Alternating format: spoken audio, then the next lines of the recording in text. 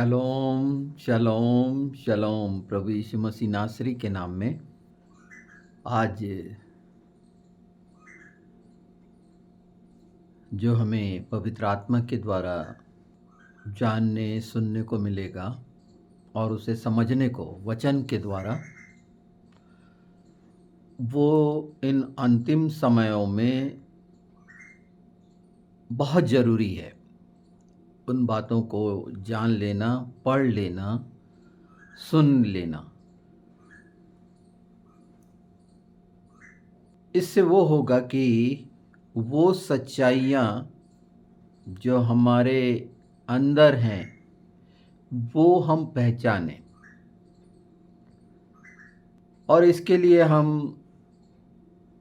वो सच्चे वचन जो परमेश्वर ने कहे हैं, हिजकेल 14 का एक सारांश मैं बता देता हूँ, जिसमें पिता अब्बा यहोवा की वाणी है कि एक 3 नामों का इसमें विशेष महत्व है, नूह, अय्यूब और दानियल, और इनके महत्व है नामों के।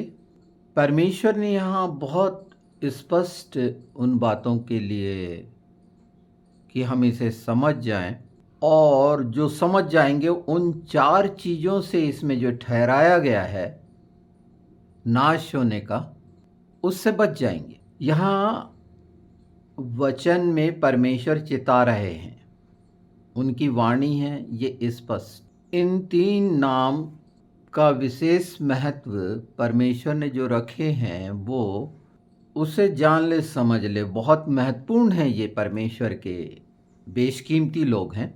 उसकी वजह है कि उनके वो काम परमेश्वर की दृष्टि में महत्वपूर्ण है, इसीलिए वो महत्वपूर्ण है।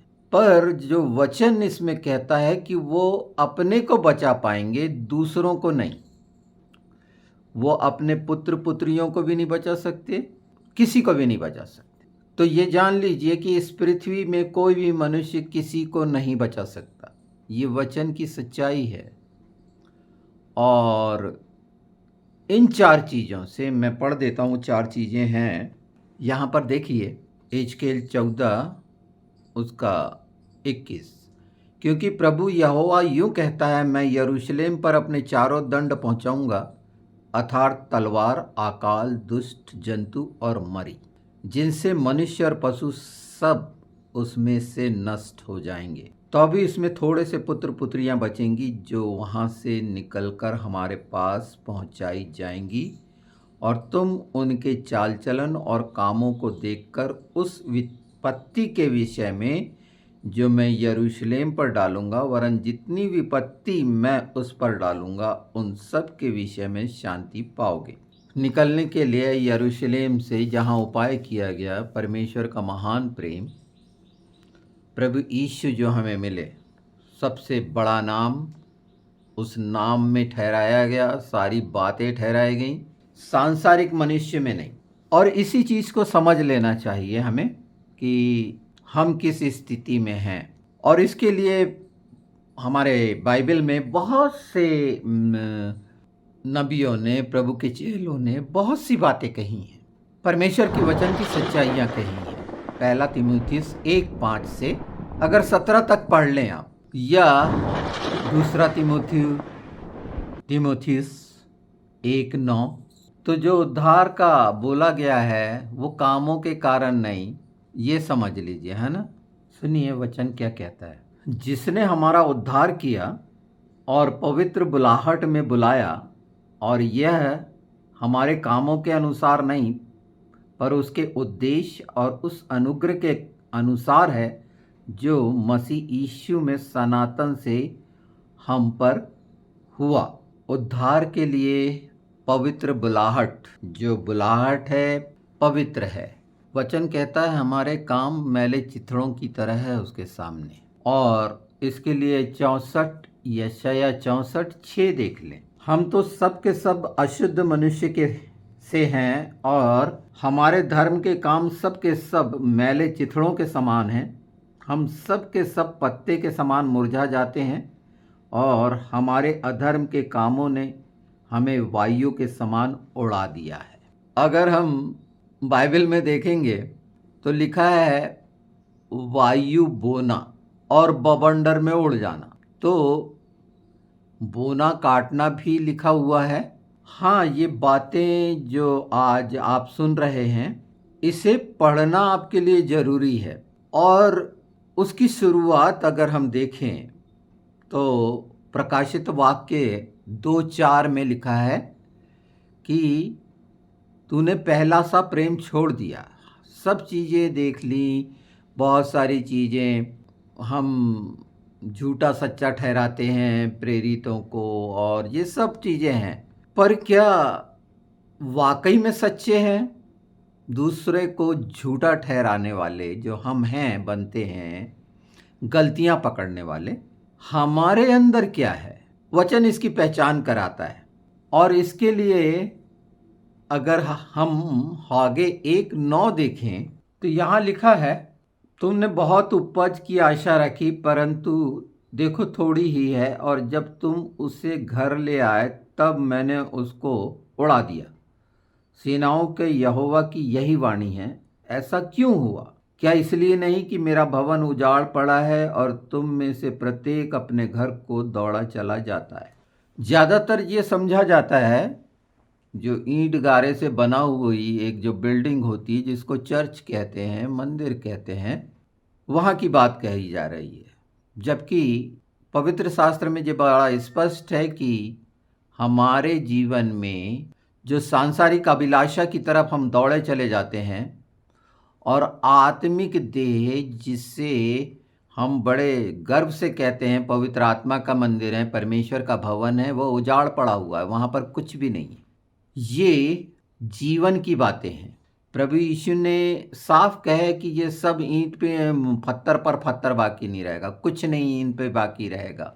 जो बहुत सारा जहाँ पर हम इकट्ठे होते हैं, बिल्कुल इकट्ठे होना चाहिए, पर हकीकत आत्मा में इकट्ठे होना है। शरीर के तौर पर इकट्ठे होने वाली काम जो मनभावन लगती है वो हम करते हैं, और बोलते हैं कि अगर स्वाद की बात करें तो अच्छा लगा बोलते, पर स्वाद नहीं मालूम। अच्छा लगा, पर उसका स्वाद कैसा था वो याद रहेगा? हमें सांसारिक खाने का स्वाद मालूम है, नमक का स्वाद मालूम है, मिर्च का स्वाद मालूम है, पर परमेश्वर के वचन का स्वाद और स्वर्गीय स्वाद क्या मालूम है? इसे आप देखना पड़ेगा आपको कि वाकई में आप स्वाद को समझ गए हैं तो अपना नमकीनपन नहीं खोएंगे। और वचन का स्वाद, स्वर्गीय स्वाद अगर चख लिए हैं तो फिर संसार का, फिर वो अपने घर की तरफ, मतलब ये जो 70 80 100 साल के लिए है और जो ख़त्म हो जाएगा, उसकी तरफ दौड़ना बंद हो जाएगा, बल्कि आप आत्मिक देह का निर्माण शुरू हो जाएगा। और वो इसीलिए कि ये सब बातें जो आज पवित्र आत्मा के द्वारा है, ये पुनः आगमन के लिए हैं और विवेक की सच्चाई के लिए। 1 तीमुथियुस 1:5 विवेक के बारे में बोल दिया गया है कि अगर वो शुद्ध नहीं है तो हमारी जो पवित्र बुलाहट है। रोमियो अगर हम 3 देखें, इसे इसलिए देख लेना ज़रूरी है कि ये सब बातें जो जुड़ी हुई हैं, ये हमको मजबूती और उन क्षेत्रों की समझ मिले जो आवश्यक है। रोमियो 3:25 से 28, उससे परमेश्वर ने उसके लहू के कारण एक ऐसा प्रायश्चित ठहराया जो विश्वास से कार्यकारी होता है, कि जो पाप पहले किए गए और जिन पर परमेश्वर ने अपनी सहनशीलता के कारण ध्यान नहीं दिया, उनके विषय में वह अपनी धार्मिकता प्रकट करे, वरन इसी समय उसकी धार्मिकता प्रकट हो कि जिससे वह आप ही धर्मी ठहरे और जो यीशु पर विश्वास करें उसका भी धर्मी ठहराने वाला हो। तो घमंड करना कहाँ रहा? उसकी तो जगह ही नहीं। कौन सी व्यवस्था के कारण से? क्या कर्मों की व्यवस्था से नहीं? वरन विश्वास की व्यवस्था के कारण। इसलिए कि हम इस परिणाम पर पहुंचते हैं कि मनुष्य व्यवस्था के कामों से अलग ही विश्वास के द्वारा धर्मी ठहरता है। अब मैं पहला तिमुथियुस पढ़ देना चाहता हूँ, उसे सुनिए। हो सकता है कई के पास बाइबल नहीं रहती हैं तो मैं पूरा पढ़ दूँ, और बाइबल रहती भी है तो उसे कैसे पढ़ा जाता है रहने के बाद तो कम से कम सुन लें। पहला तिमुथियुस 1:5 से मैं पढ़ दे रहा हूँ। आज्ञा का सारांश है ये, तमाम आज्ञाओं का सारांश, यानी जो हम सरल चाहते हैं ना, सरल कर लेने, सरल हो जाए, तो आज्ञा का सारांश यह है कि शुद्ध मन, अच्छे विवेक और कपट रहित विश्वास से प्रेम उत्पन्न हो। इसको छोड़ कितने लोग बकवाद की ओर भटक गए हैं और व्यवस्थापक तो होना चाहते हैं, पर जो बात कहते हैं, जिनको दृढ़ता से बोलते हैं, उसको समझते भी नहीं। पर हम जानते हैं कि यदि कोई व्यवस्था को उचित रीति से काम में लाए तो वह भली है, यह जानकर कि व्यवस्था धर्मी जन के लिए नहीं, पर अधर्मियों, निरंकुशों, भक्तिहीनों, पापियों, अपवित्र और अशुद्ध मनुष्यों, माँ बाप के घात करने वालों, हत्यारों, व्यभिचारियों, पुरुषगामियों, मनुष्य के बेचने वालों और झूठ बोलने वालों और झूठी शपथ खाने वालों और इनके अतिरिक्त खरे उपदेश के सब विरोधियों के लिए ठहराई गई है। ये तमाम काम जो व्यवस्था के काम से अपने आप को सोचते हैं धर्मी ठहराना और दिखाते हैं और करते हैं, ये आचरण पाया जाएगा, ये गंदगी उनमें पाई जाएगी। ये विश्वास के कारण धर्मी नहीं है, उसकी धार्मिकता के कारण धर्मी नहीं है, यीशु के लहू के कारण धर्मी नहीं है। इनके काम जो संसार में हैं, वो जो शरीर के लिए दौड़े चले जा रहे हैं, अपने घर के लिए दौड़े चले जा रहे हैं, और वहाँ कबाड़ा पड़ा हुआ है। ये तमाम कबाड़े सोचते हैं कि व्यवस्था से ठीक कर लेंगे।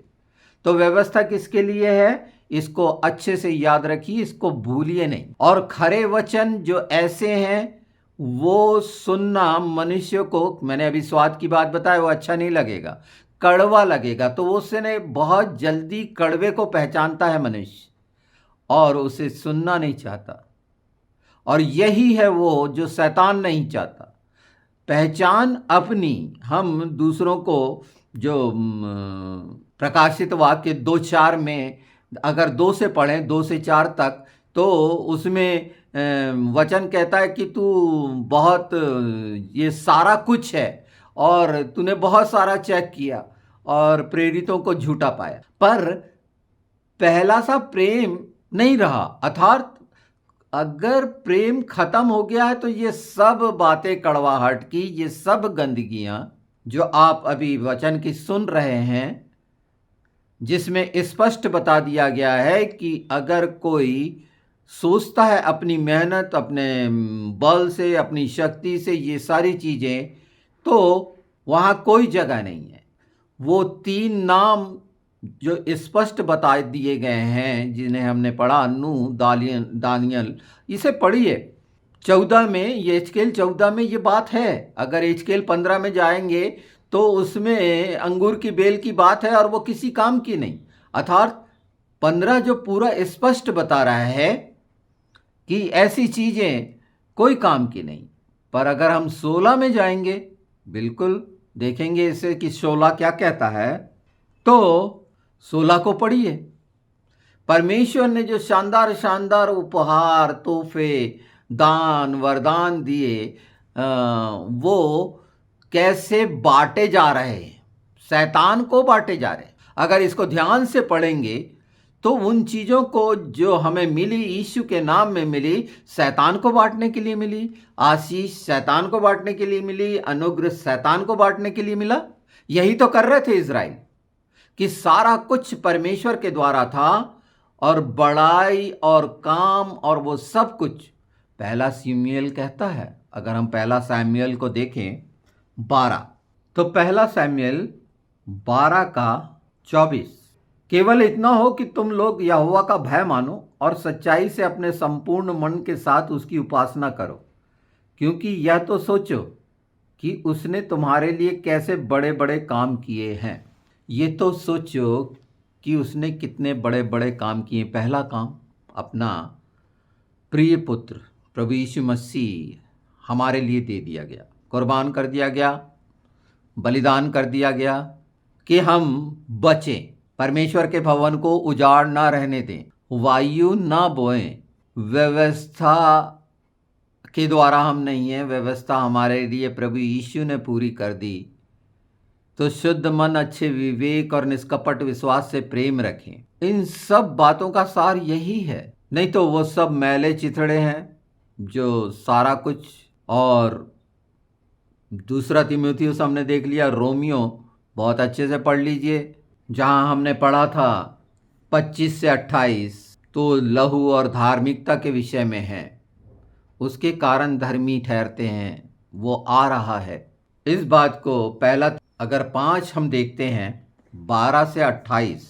हे भाइयों, हम तुमसे विनती करते हैं कि जो तुम में परिश्रम करते हैं और प्रभु में तुम्हारे अगुवे हैं और तुम्हें शिक्षा देते हैं, उनका सम्मान करो और उनके काम के कारण प्रेम के साथ उनको बहुत ही आदर के योग्य समझो। आपस में मेल मिलाप से रहो। हे भाइयों, हम तुम्हें समझाते हैं कि जो ठीक चाल नहीं चलते उनको समझाओ, कायरों को ढाढ़स दो, निर्बलों को संभालो, सबकी ओर सहनशीलता दिखाओ। सावधान, कोई किसी से बुराई के बदले बुराई न करे, पर सदा भलाई करने पर तत्पर रहे। आपस में और सबसे भी भलाई ही की चेष्टा करो। सदा आनंदित कर रहो, निरंतर प्रार्थना में लगे रहो, हर बात में धन्यवाद करो, क्योंकि तुम्हारे लिए यीशु मसीह में परमेश्वर की यही इच्छा है। आत्मा को न बुझाओ, भविष्यवाणी को तुच्छ न जानो, सब बातों को परखो, जो अच्छी हैं उसे पकड़े रहो, सब प्रकार की बुराइयों से बचे रहो। बुराई कितनी भयानक होती है, वही ये हिस्सा है। बुराई का स्वाद कितना अच्छा लगता है, किसी की मजाक उड़ाना, पहला भजन संहिता 1, ठट्टा उड़ाना, पापियों की मंडली में रहना, दुष्टों की युक्तियों पर चलना। और इसी तरह है कि जब हम भजन संहिता 119:1 देखते हैं तो यही बात बताई गई है। पर मती में धन्य भी ठहराया गया है, मती 5 में। ये वचन जो पूरा पवित्र शास्त्र है हमारे बचाने के लिए है। तो क्यों बहकें? यीशु हमारे जीवन में है तो वो सब बातें जो वचन के अनुसार है वो हमारे कामों से दिखेंगी, याद करने से नहीं दिखेगी। मैंने कहा ना कि वचन सुनना अच्छा लगा। ये आप जो वीडियो देख रहे हैं, पता नहीं, मैं नहीं जानता कि आपको कैसा लग रहा हो सकता है आप अपने अपने विचारों के अनुसार इसका आकलन करें। हो सकता है कि बहुत कम लोग सुने। हाँ, मेरा काम जो है वो मुझे करना है सच्चाई और ईमानदारी से। उसके फल की चिंता नहीं करना है कि मैं सोचूं कि इसे कितने लोग देख रहे हैं ये आकलन करने लगूं, कितने लोग सुन रहे हैं ये आकलन करने लगूं, तो निश्चित मैं दुखी होऊंगा। मैं दूसरे व्यापारी जैसा हो गया। यही तो फर्क है। इससे शिक्षाएं मिलती हैं, समझ मिलती है, और जो विश्वास है उसको दृढ़ता और मजबूती मिलती है कि वचन की सच्चाई कितनी साफ साफ है कि लोग अपनी कान की खुजली के लिए जो तलाशते हैं वो बहुत सारा भीड़ और बहुत सारी कुछ, वहां कान की खुजली मिटाने वाले होंगे। और सब कुछ, ये सारा कुछ जो आपको मिल रहा है पवित्र शास्त्र की सच्चाई, जो आप पढ़ेंगे और उसमें पाएंगे, ये सब बातें जो हमारे लिए आवश्यक है, हमारी आत्मा के लिए आवश्यक है, अपनी पहचान होगी, परख होगी, और वो चीजों की तरफ भटकना बंद होगा जिसकी तरफ सारे लोग दौड़े चले जाते हैं।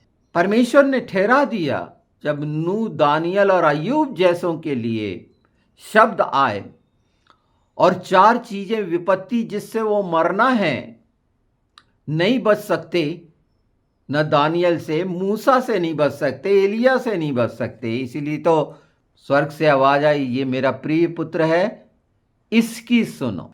तो जो यीशु ने अपने वाकई में पुत्र ठहराए हैं उनकी सुनो।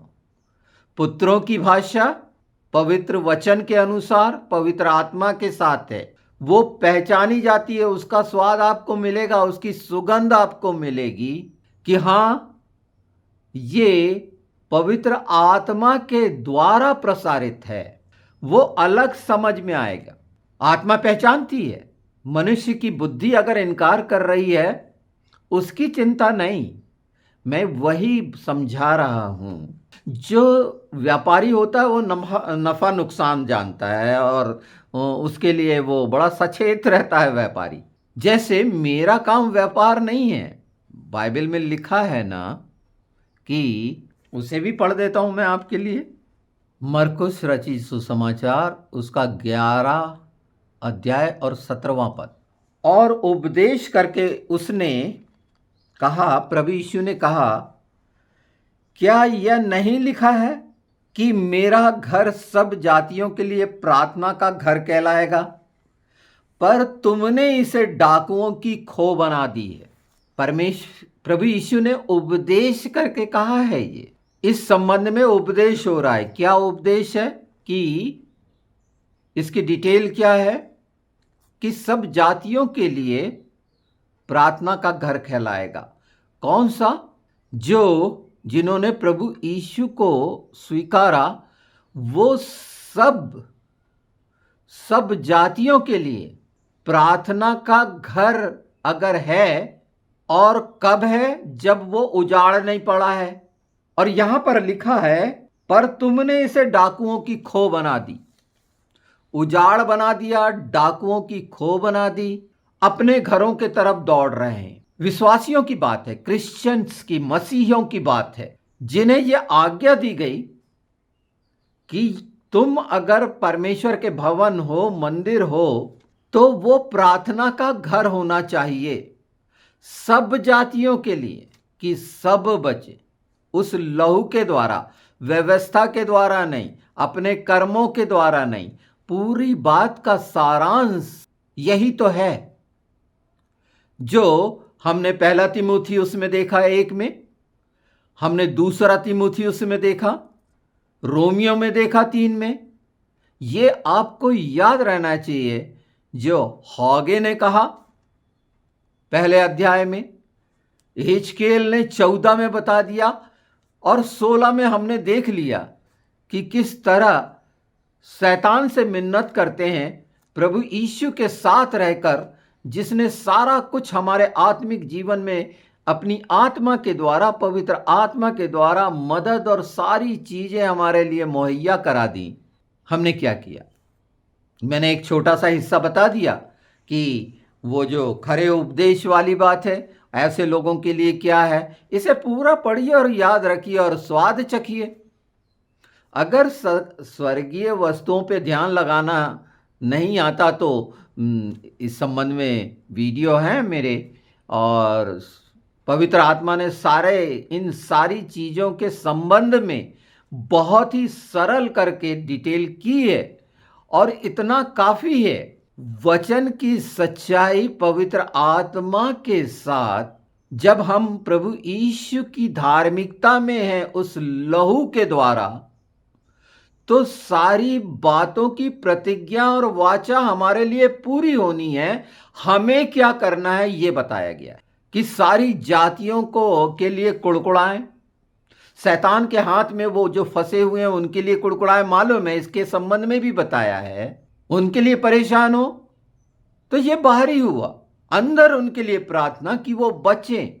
निश्चित जब मसीहों के द्वारा इस तरह का बांटा जा रहा है शैतानों के लिए, आपने देखा ना बांटने का काम कैसा, शैतान अमेरिका को कितना सारा मिला हुआ है, बांट रहे हमास को है, फिलिस्तीन को, और पकड़ाए जा रहे हैं वो यूएन में जो इजराइल पे आक्रमण कराते हैं।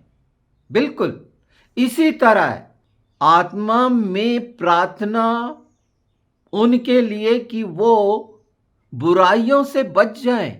प्रभु का आगमन निकट है, और अगर प्रेम है तो ये सब बातें पवित्र आत्मा के द्वारा आपके जीवन में होगी।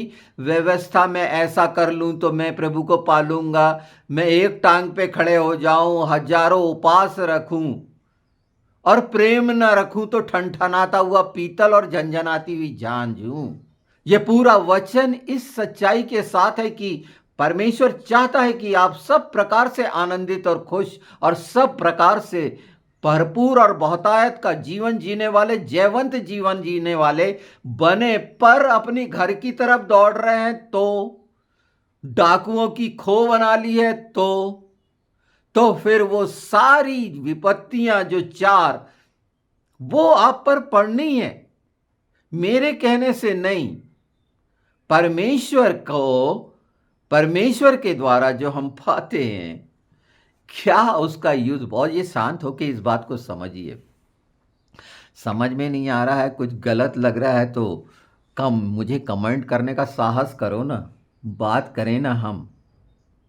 मैं तो चाहता हूं ना, मेरे पास तो 24 घंटे हैं। मैं वीआईपी नहीं हूं जैसे लोगों को बहुत सारे काम रहते हैं। मेरा सिर्फ ये काम है वो सच्चाइयों को आपके कानों तक पहुंचाना। आपका काम है उसको बढ़ाना, उसके राज्य के लिए फलों को अगर आप चाहते हैं और ये सच्चाइयाँ और इसका स्वाद आप चाहते हैं और मिल रहा है वाकई, और वो पहचान मिल रही है, वचन की तलवार जो काट छांट करके तैयार कर रही है, तो निश्चित मैं जानता हूं कि परमेश्वर के राज्य के लिए आप अपनी भूमिका निभाएंगे और सच्चाई से निभाएंगे, ना कि बुराई से और निर्बल और इन सारी चीज़ों के संभालने के लिए। आज के पूरे वचन बड़े स्पष्ट और साफ हैं। वायु को बोना बंद करें, है ना, बवंडर ही होगा और यही हो रहा है। परमेश्वर प्रभु यीशु आया कि हम सब शांति पाएं, सब प्रकार की आशीषें और सब प्रकार के अनुग्रह से भरपूर हों, और उसने हमारे लिए रख दिया है ये सुंदर, सामर्थी, सच्चे, जीवित वचन, जो हमारे ओंठों से जब पढ़े जाते हैं तो निश्चित उसकी सामर्थ चहुं ओर प्रकाशित करती है। और ये सब कुछ जीवन में मिलता है जब हमारी अगुवाई प्रकाश और सच्चाई करे, और वो प्रभु यीशु है। सारा कुछ वचन में जो सिमटा हुआ है वो प्रभु यीशु है। वही वचन है, वही विश्वास है और विश्वास योग्य है। वो सुन रहा है और जानता है कि लेखे में है, वो आपसे प्रेम रखता है, और इसी का परिणाम है कि वो एक सबसे अद्भुत, अनोखी घटना, ऐतिहासिक घटना, न वो कभी हुई और न कभी वो हो सकती है, वो है क्रूस का बलिदान, कि हम सब वो स्वर्गीय स्थानों में जब वो आए तो उसके साथ हों, उसके साथ रहें। तो वो कबाड़ा अलग करिए, वहाँ पर जगह दीजिए, उसको साफ सुथरा करिए वचनों से, और देखिए, अपने आप को पहचानिए, और कठिनाइयों को दूर करने के लिए, वो सब बातों की सहायता के लिए परमेश्वर ने हमें ये राहत के वचन दिए हैं, और वो इसीलिए हैं कि कोई कमी ना हो। भजन संहिता 23, और पूरी तरह से भयमुक्त। तो ये तेल को मल लें अपने सिर पे, और मन, प्राण, आत्मा, बुद्धि की सारी जो शक्तियां हैं उसमें समाहित कर लें कि सचमुच में मैं उसके लिए ईमानदार, वफादार पुत्र और पुत्री होकर उसकी इच्छा पूरी करूंगा।